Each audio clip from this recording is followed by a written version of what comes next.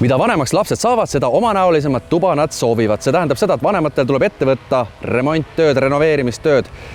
Viskamegi pilgu ühe noore poisi tuppa ja küsime Tikkurila profidelt, mis värve kasutada.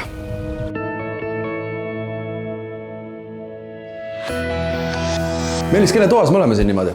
Me oleme siin ühe 8-aastase tubli koolilapse Lukase toas ja nemad siis oma emaga, blogija Trinaikaga mõtlesid teha siin muudatusi, kuna ikkagi suuremaks on noormest sirgunud, nii et siit see lugu pihta hakkas. Milline tuba enne välja nägi? Ennem oli siin seinte peale juba väga ilusad kolmnurgad kujundatud, aga nüüd siis soovitakse natukene sellist toonimuudatust ning ka sellist teist hingamist sellesse tuppa. Räägime sellest tooni valimisest, millest see algus ja milline toon siis ka valiti ja miks just see? Toon hakati valima tegelikult Tikkurila sellisest värvikaartist, kus on siis juba eelnevalt välja valitud disainerite ja selliste sisearhitektide ja kujundajate poolt suur valik ja ütleme, seekord valiti need kontrasttoonid sellest värvikaardist, aga tegelikult on võimalus ka valida sümfoni värvikaardist, kus on seal 2500 värvitooni. Läheme nüüd natukene selle toa juurde tagasi, et tuba tehti puhtaks, mööbel viidi välja. Edasi, mis siis? Millised olid töövõtted ja käigud? Edasi me vaatasime nüüd üle selle seinte olukorra. Paratamatult on tekkinud mingisuguseid täkkeid, tüübliauke ning siin seina peal olid ka ennem värvitud sellised kolmnurgad. Ning ka selle väikese värvikihi kerge erinevus tegelikult tuleb pärast nagu värvides välja. Ta nagu kõrgem siis? Ta jääb natukene kõrgem ja see jääb tegelikult näha.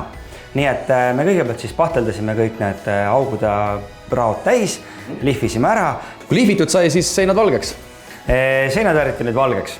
Ja siin nüüd sai kasutatud Vivacolori Greenline tootesarjast Wall 4.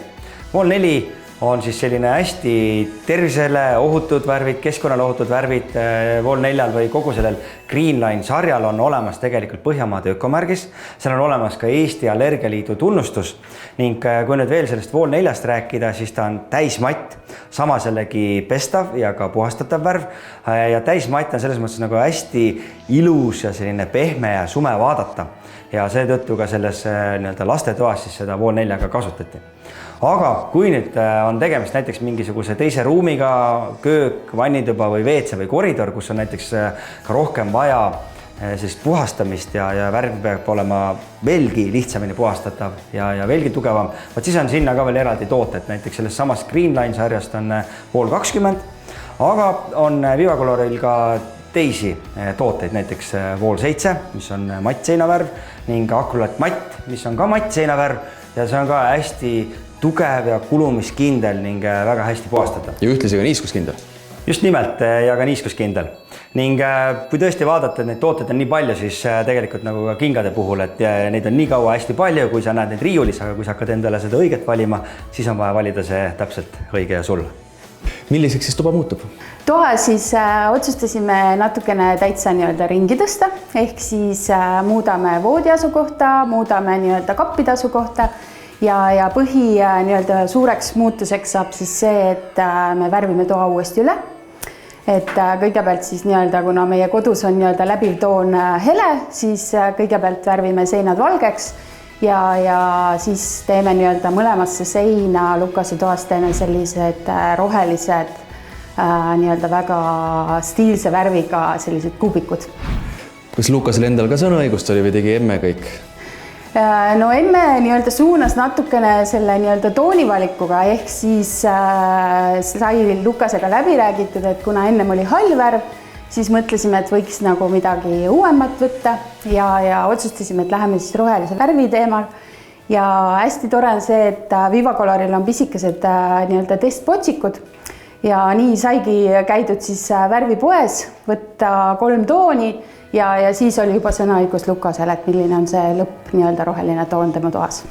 Ja enne värvimist siis teipida kindlasti, enne seda ruutud värvimist. Et nüüd on tõesti kõige tähtsam sellise värvimise juures on nüüd teipimine. Esiteks, et see teip saaks ilusti sirgelt seina ning teine on muidugi see teip ise. Ja siin me kasutame sellist spetsiaalset precision teipi, mis on selle poolest eriline, et tal ei lähe värv ei lähe sinna teibi alla ja teisalt, kui me nüüd selle teibi ära tõmbame, siis äärejoon jääb hästi selline sirge ja korrektne. nii, aga nüüd ära teebite, siis läheb esimene kiht värvi. Kaua see kuivama peab? Värvime esimese kihi värvi ja see värv võiks kuivada umbes enne 1–2 tundi. Ja siis on piisavalt kuiv, et teda saaks üle värvida. Siis värvime teise kihi värvi ning teine kiht värvi, kui on värvitud, siis tegelikult me tõmbame kohe ka teibid maha. Et ei hakka isegi ootama, kui ära kuiva, vaid kohe maha? Ei ole mõtet oodata jah, et tõmbame kohe teibid maha, et värske värvi pealt on mõnevõrra nagu lihtsam eemaldada. Kas sulle meeldib ka see värv, mis sa nüüd siin seina peal paned? Toon? Jah. Või ikkagi emme ütles, et tuleb see panna, aga või? Emme ütles, et paneme teise, aga mina tahtsin seda. Sina tahtsid seda? No sisu läks hästi. Said täpselt sellise, nagu tahtsid oma tuppa.